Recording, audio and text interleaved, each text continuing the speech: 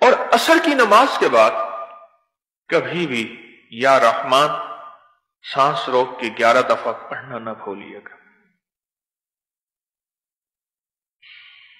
اور جادو کی تھوڑی سی وضاحت کر دوں،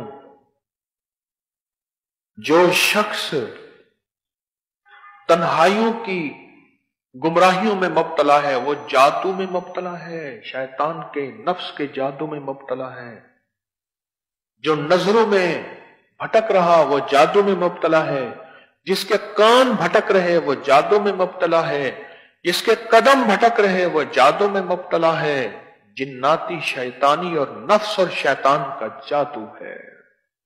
کیوں؟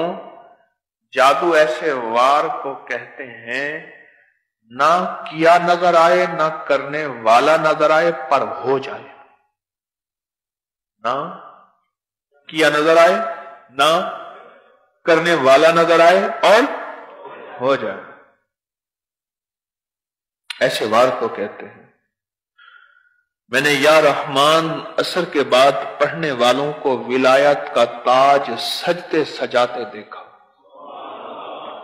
ایک یہ، ایک عصر کے بعد لا یجلیھا لوقتھا الا ہو، سانس روک کے جتنی دفعہ پڑھ سکیں، 2 دفعہ 4 دفعہ 7 دفعہ 9 دفعہ جتنی دفعہ پڑھ سکیں، اور لیکن یہ یا رحمان 11 بار پڑھ لیا کرے۔